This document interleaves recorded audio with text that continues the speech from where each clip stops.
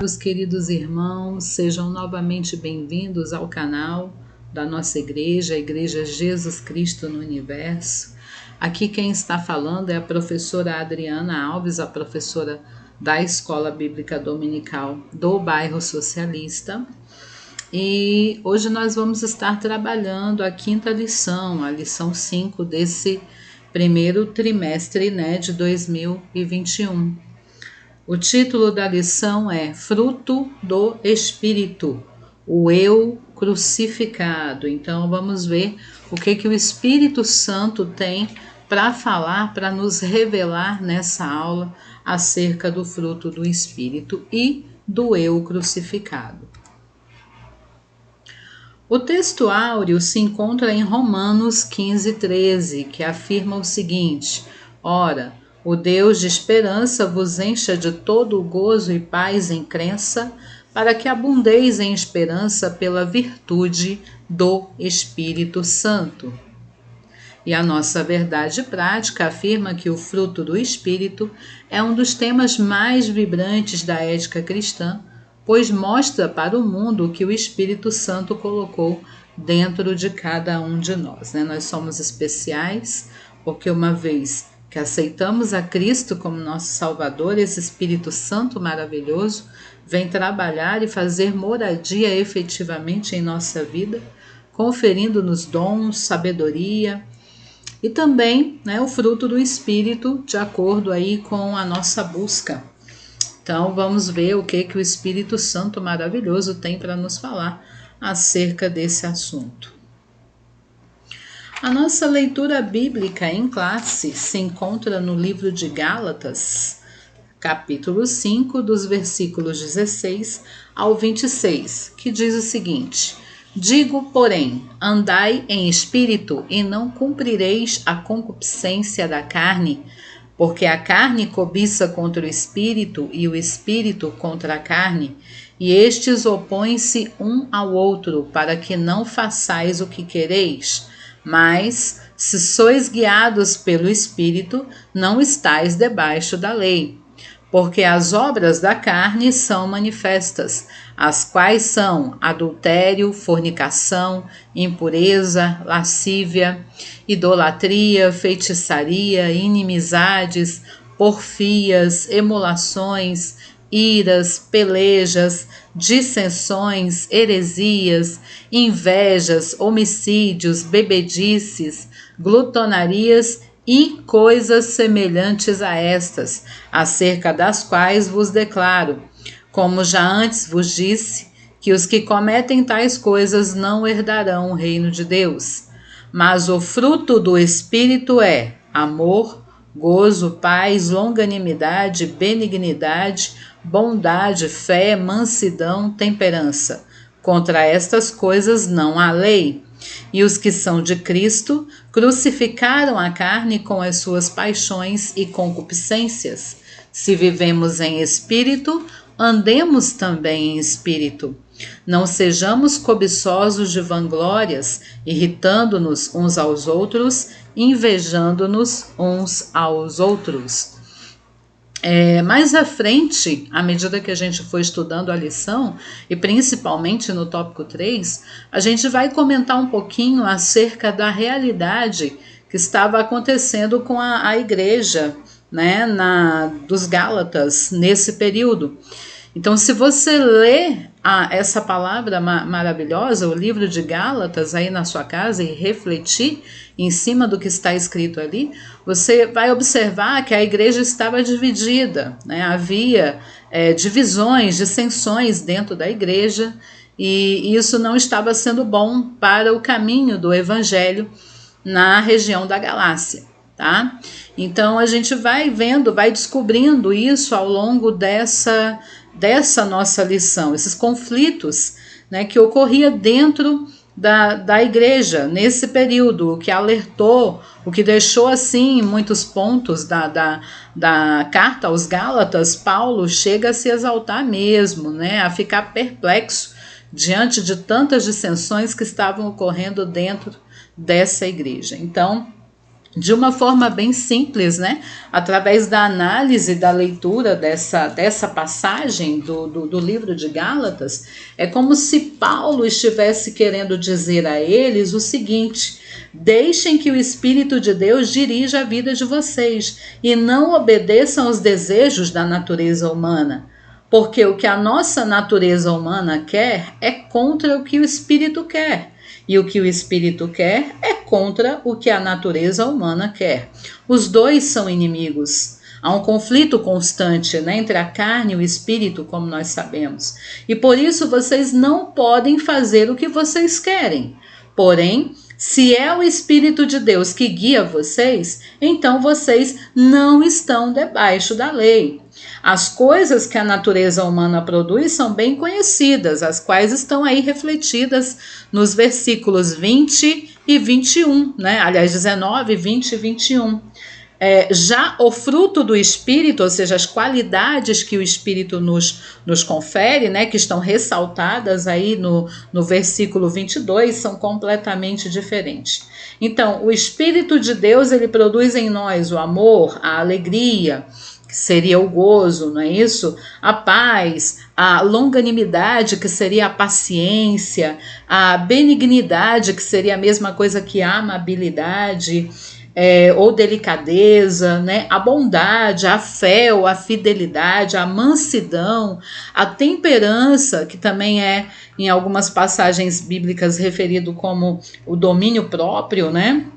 Então, as pessoas que pertencem a Cristo Jesus, elas crucificaram a natureza humana delas, junto com todas as paixões e desejos dessa natureza. Então, que o Espírito de Deus que nos deu a vida controle também a nossa vida. Nós não devemos ser orgulhosos, nem provocar ninguém e nem ter inveja uns dos outros, né? Quanto mais ainda na igreja. Nós somos reflexos, né, para esse mundo que anda em pecado. Então, é mais ou menos essa análise, né, a interpretação que se dá para essa passagem bíblica aí presente em Gálatas, capítulo 5, dos versos 16 ao 26. Vamos lá? Continuando a nossa lição. Bom, como já é conhecido, né, cada lição nossa é dividida em tópicos, geralmente são 3 tópicos. O primeiro tópico dessa lição é o fruto do Espírito na vida do crente. Dentro desse tópico a gente vai comentar acerca de 3 itens, né? O primeiro item é a definição do fruto do Espírito. 2, o fruto no singular. E 3, andar no Espírito. Já o tópico 2 fala sobre a diferença e relação entre fruto e os dons do Espírito. Acerca desse tópico 2, nós vamos estar discutindo em cima de 2 itens: a diferença e 2, os dons na igreja. E o tópico 3 fala sobre o Espírito se opõe à carne, onde iremos trabalhar os itens, o legalismo, né? O item número 1, legalismo, o 2, a carne, o espírito, e o item 3, os vícios. Então vamos lá, continuando. A introdução. O fruto do Espírito é o resultado de uma vida cristã abundante e manifesta, não é isso? No relacionamento, ou manifestada no relacionamento entre os irmãos e irmãs na igreja e no lar, na convivência com os descrentes no trabalho e na sociedade, ou seja, as pessoas que não fazem parte da igreja, que ainda não aceitaram a Jesus Cristo como o único e verdadeiro Salvador de suas vidas, né? A qual nós convivemos com essas pessoas na sociedade, no nosso trabalho, elas precisam também ver em nós, reconhecer em nós o fruto do Espírito Santo. Então, e dentro da introdução também, né, nós devemos entender o conflito entre a carne e o espírito, a briga constante entre esses dois, e a função do fruto do Espírito aí na vida do crente. Vamos lá? Começando o tópico 1. O tópico 1 fala sobre o fruto do Espírito na vida do crente. O crente em Jesus é alguém que vive sob os domínios do Espírito, ele é liberto da lei e dos rudimentos deste mundo, mas isso não significa uma vida passiva. O fruto do Espírito é a expressão do Espírito na vida do crente. E o primeiro item é a definição desse fruto do Espírito. Jesus nos salva e nos dá o Espírito Santo, nos renova e coloca em nós o desejo de fazer o que é bom e agradável a Deus. Então, o fruto do Espírito é o resultado natural de um processo de amadurecimento e a consequência de um processo natural de crescimento espiritual. Ele surge gradativamente dentro de nós como resultado da regeneração do Espírito Santo de forma instantânea aí em nossa vida. O apóstolo Paulo apresenta 9 modalidades do fruto do Espírito, as quais estão aí representadas e que estão presentes, principalmente em Gálatas 5:22. O interessante é ressaltar que você deve prestar atenção é que no cotidiano é muito comum a gente falar em frutos do Espírito.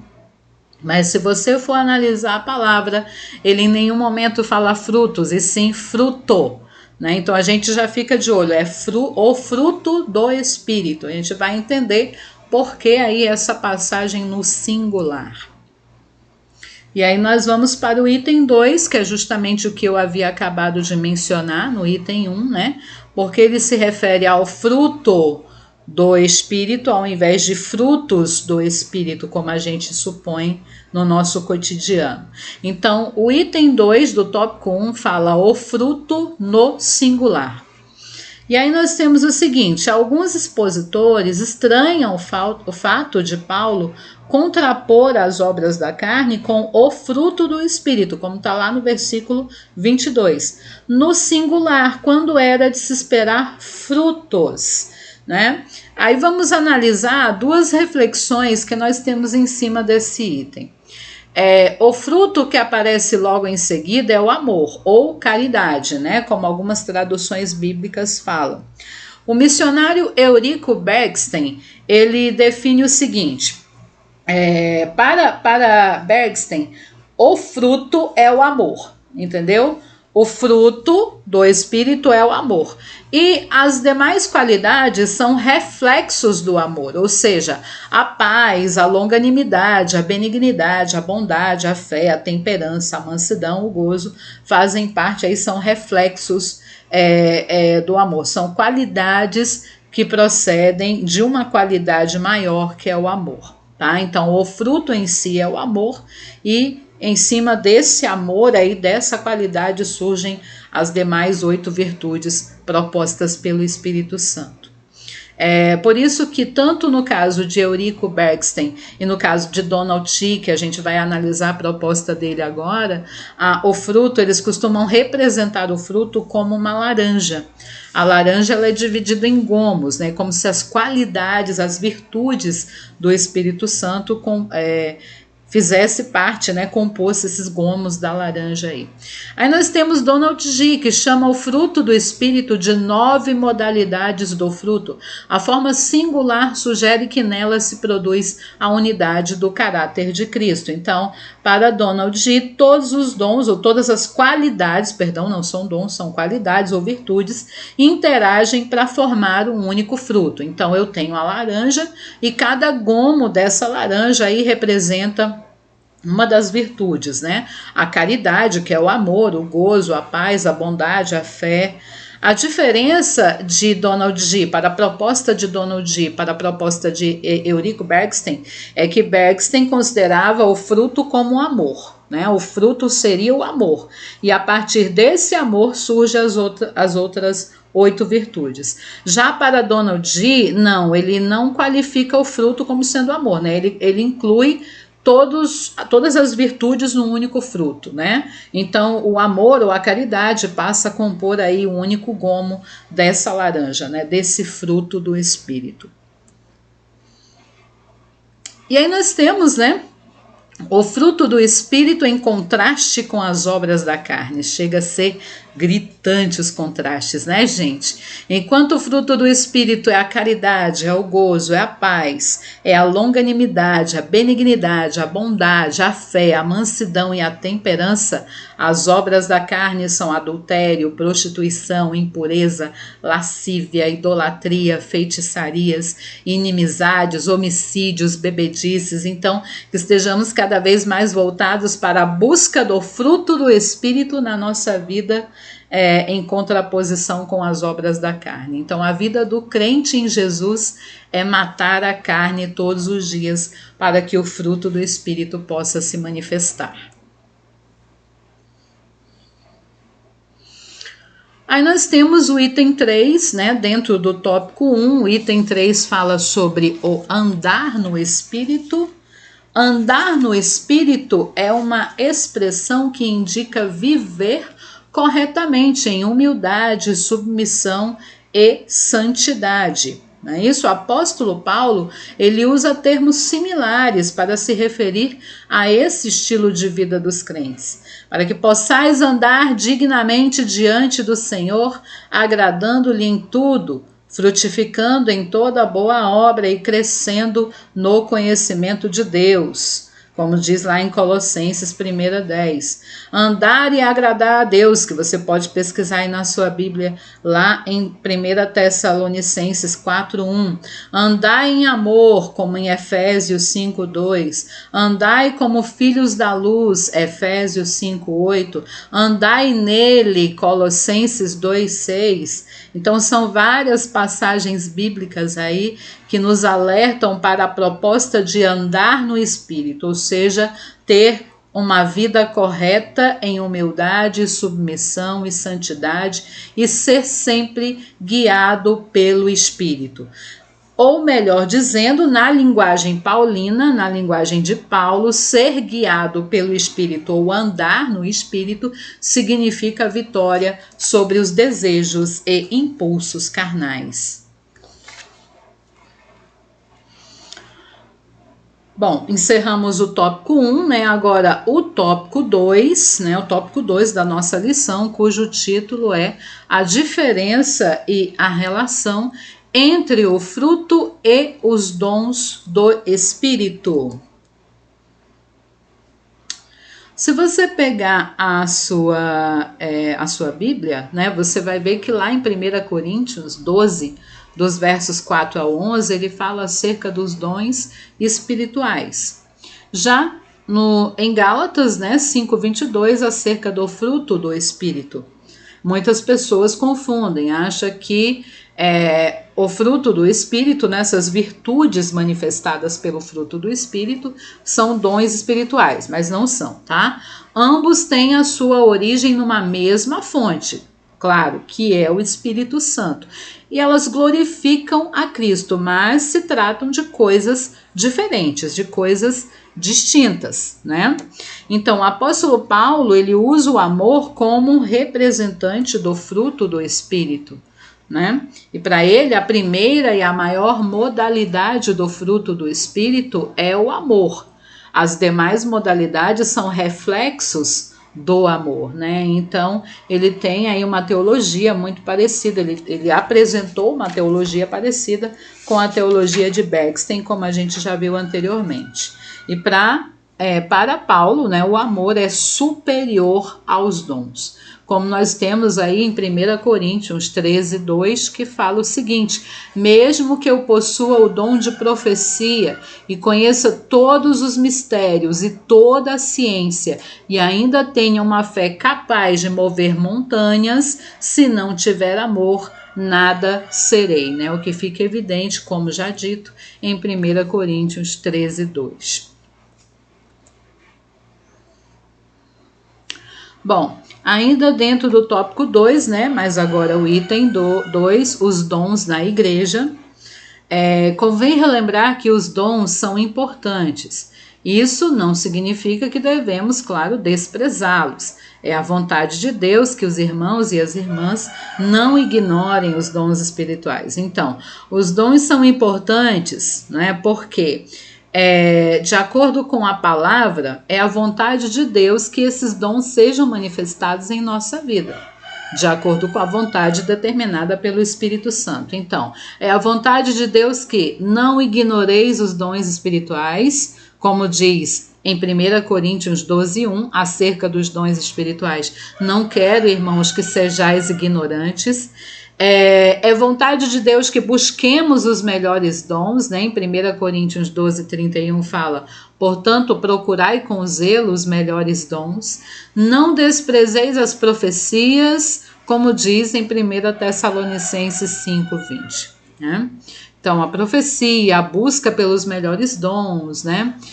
Os dons espirituais, né? Não sermos ignorantes acerca desses dons espirituais, ressaltam a importância que eles têm para o andamento da obra dentro da casa de Deus. Então, os dons, eles são uma necessidade imperiosa, necessária na vida da igreja hoje, pois ela precisa do poder do alto para combater o reino espiritual das trevas, como dito lá em Efésios 6, do 10 ao 12. Em Efésios, capítulo 6, dos versos 10 ao 12, nós temos o seguinte: no demais, irmãos meus, fortalecei-vos no Senhor e na força do seu poder. Revesti-vos de toda a armadura de Deus, para que possais estar firmes contra as astutas ciladas do diabo.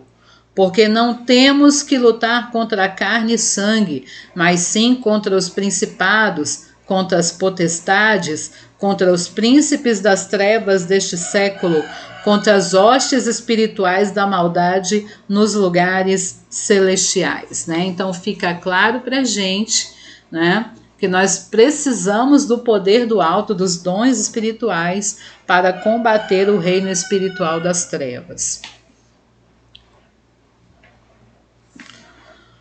Tópico 3, né, o último tópico da nossa lição, fala sobre o espírito se opõe à carne. Ok? O espírito se opõe à carne. Foi o título da nossa lição, né? Seria o fruto do espírito, como a gente viu, e o eu crucificado, né? Então, nós sabemos que sempre há um conflito entre a carne e o espírito. E por que falar sobre essa morte da carne, né? Essa oposição que ocorre entre o lado espiritual e o lado carnal do ser humano. Como eu falei para vocês, se você pesquisar, se você ler a sua Bíblia em casa, refletir em cima aí da carta de Paulo, né, aos Gálatas, você vai entender porque ele alertou sobre isso, né, que o espírito se opõe à carne. Então Paulo, ele plantou as igrejas na Galácia durante a sua primeira viagem missionária pela Ásia Menor. Mas em alguns meses, certas pessoas começaram a se opor às boas notícias que Paulo tinha pregado. Esses mestres reclamavam que os convertidos a Cristo, que não eram judeus, tinham de cumprir a lei judaica para poderem ser salvos. Isso implicava que todos os que eram gentios e desejavam ser membros da igreja tinham de ser circuncidados. Então, esse evangelho alternativo parecia muito atraente para os crentes da Galácia. Entre outras coisas, os seus defensores alegavam ter a bênção direta dos apóstolos de Jerusalém. Os seus argumentos apoiados no Antigo Testamento pareciam perfeitos e irrefutáveis, mas Paulo, sabendo como esse ensino podia ser perigoso, escreveu esta carta para corrigir tal erro. Paulo deixou bem claro aos Gálatas que em Cristo eles eram verdadeiramente livres. Eram livres das exigências das leis judaicas, livres do poder do pecado e livres para viver sob a graça de Deus. É possível que nos perguntemos por que os Gálatas aceitariam sacrificar a liberdade que já tinham em Cristo Mas aí a gente pensa, a escravidão ela é sutil, ela é ardilosa. Ninguém começa, por exemplo, a beber com o propósito de tornar-se um alcoólico. Pouco a pouco, acabamos nos tornando dependentes de certas condutas, substâncias e atitudes. E de uma maneira um tanto patética, digamos assim, a nossa escravidão nos dá segurança. Então, Paulo estava realmente muito preocupado com os Gálatas, por isso que ele se propôs a escrever essa carta, alertando eles para esse perigo desse falso evangelho, dessa contradição que estava ocorrendo dentro da sua igreja, aliás, da igreja de Cristo. Aí nós temos, dentro do tópico 3, né, o legalismo, item número 1, legalismo.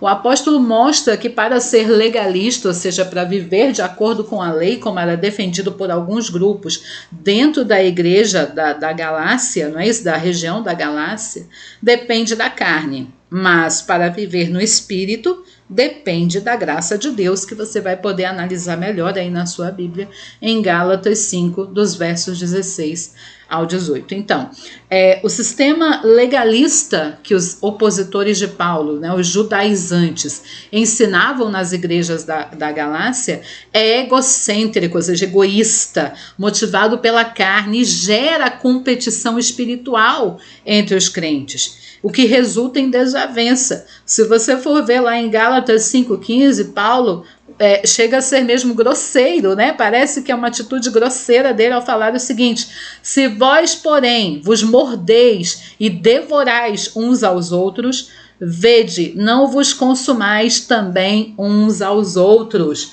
Então, uma palavra forte, né, irmãos, para a gente procurar entender como estava a situação dos Gálatas nesse período, a contradição que ocorria dentro da igreja nesse período. Eu tenho uma outra Bíblia aqui que diz uma tradução mais assim chocante, onde ela coloca em Gálatas 5,15 o seguinte: mas se vocês agem como animais selvagens, ferindo e prejudicando uns aos outros, então cuidado para não acabarem se matando. Palavra forte. A igreja não pode morrer.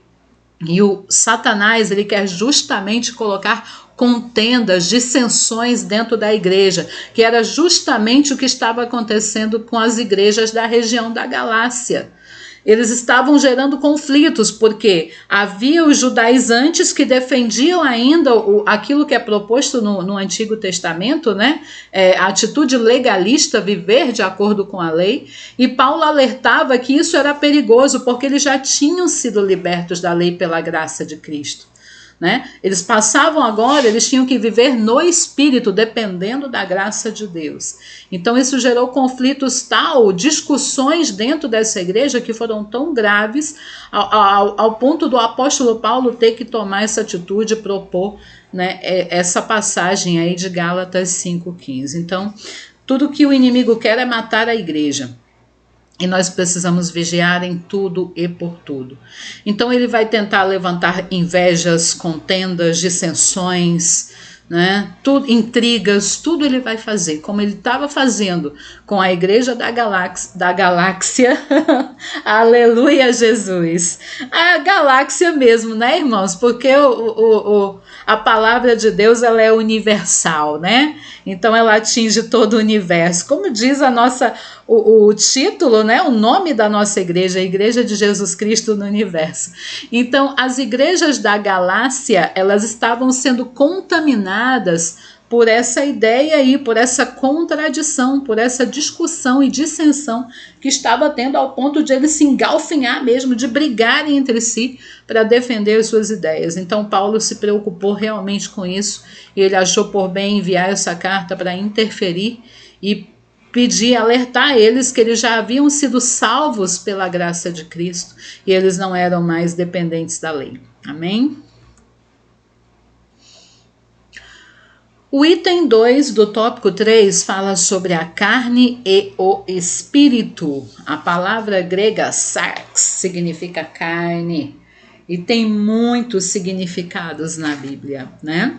Lá em Gálatas 4,13, traz duas interpretações, a de fraqueza física e do corpo em si, né, no qual nós temos: e vós sabeis que por causa de uma enfermidade da carne vos anuncieis o evangelho a primeira vez. Lá em Romanos 1:3, o termo carne significa o ser humano, acerca de seu filho que nasceu da descendência de Davi segundo a carne. Em Gálatas 5:24 tem o sentido de pecado, e os que são de Cristo Jesus crucificaram a carne com suas paixões e concupiscências. Amém? Em Romanos 8:8 também tem esse mesmo sentido, né? Os desejos pecaminosos e os que estão na carne não podem agradar a Deus. Então, obras da carne significa o conjunto de impulsos pecaminosos que dominam o ser humano. E esses impulsos precisam ser mortos todos os dias, né? Nós precisamos matar o nosso eu realmente para que o Espírito sobressaia em nossas vidas. Ainda dentro do tópico 3, né, o item 2, a carne e o espírito. Então, a oposição do espírito contra a carne na vida cristã mostra que temos que matar o nosso eu. Então, em Gálatas 5:24, nós temos: os que são de Cristo crucificaram a carne com as suas paixões e concupiscências. Para quem não entendeu, né, você pode pesquisar aí o significado. Concupiscência significa cobiça de bens materiais, anelo de prazeres sexuais errados, né? Então, tudo que tem a ver com a obra da carne seriam concupiscências. Imagina só aí, né? Olha a quantidade, né, de obras da carne que podem agir em nossa vida: a prostituição, a impureza, a lascívia, a idolatria, feitiçarias, inimizades, porfias, que significa discussão, as emulações, que é a competição que pode ocorrer dentro da igreja com outras pessoas, iras, pelejas, dissensões, heresias, invejas, homicídios, bebedices, glutonarias e coisas semelhantes a estas. Então, a carne realmente ela precisa ser sacrificada, né? O nosso eu, ele precisa ser sacrificado para que o fruto do Espírito se manifeste na minha vida. E, né, por último, dentro do tópico 3, o item 3, os vícios. O apóstolo Paulo, ele apresenta uma lista com 15 vícios que ele chama de obras da carne, como você confere melhor lá nos versículos 19 ao 21. Paulo não pretende ser exaustivo, né? Essas listas são representativas em Gálatas, pois ele acrescenta: e coisas semelhantes a estas, acerca das quais vos declaro, como já antes vos disse, que os que cometem tais coisas não herdarão o reino de Deus. Então, ele dividiu aí essas obras da carne, ou esses vícios, em 3 categorias. A primeira categoria, o sexo ilícito, né, onde entra a prostituição, a impureza e a lascívia, que é o pecado da sedução, né? Pecados de ordem religiosa, que é a idolatria e a feitiçaria, e os pecados de ordem social, né, que surge aí da interação social ou no nosso trabalho, na nossa família, ou até mesmo, infelizmente, dentro da igreja, né, irmãos, se não vigiarmos. Há inimizades, né, as inimizades, porfias, emulações, iras, pelejas, dissensões, heresias, invejas, homicídios, bebedices, glutonarias. Tudo isso faz parte aí, né, a maioria absoluta, dentro dos pecados de ordem social. E aí nós chegamos à conclusão: a carne luta contra o espírito e o espírito contra a carne. O que está bem alimentado em nós? Vai vencer o que estiver mais forte. E para que o espírito se fortaleça, eu preciso renunciar ao meu eu cada dia mais e mais. É oração, é jejum, é leitura da palavra, me aproximar mais de Deus para que a morte da carne aconteça e o espírito se sobressaia. Então, cabe a cada crente fazer uma análise introspectiva para verificar se suas inclinações são carnais ou espirituais. O pensamento de cada ser humano norteia o seu comportamento. Se sua mente é carnal, seu comportamento é carnal, que resulta em morte. Se sua mente é espiritual, seu comportamento é espiritual, que resulta em vida e paz. Então, para que nós possamos colher o fruto do Espírito em nossa vida e alimentar as pessoas com esse fruto, eu preciso matar a carne e fazer com que o Espírito se sobressaia, né? O fruto do Espírito, como é que a gente pode falar, né? Da mesma maneira que uma árvore produz frutos graças à obra silenciosa de Deus na natureza, nós experimentamos esse fruto do Espírito só por meio do poder de Deus mesmo, irmãos. A nossa parte é confiar a Ele a nossa vida. Quando o Espírito Santo começa a produzir esse fruto na nossa vida, a nossa dependência perde o seu poder. Com a alegria, ou seja, com o gozo e a paz, vencemos a dor de nosso passado arruinado. Com o amor, a benignidade, a bondade, a fé e a humildade, restabelecemos os nossos relacionamentos com outros e podemos reparar o dano causado.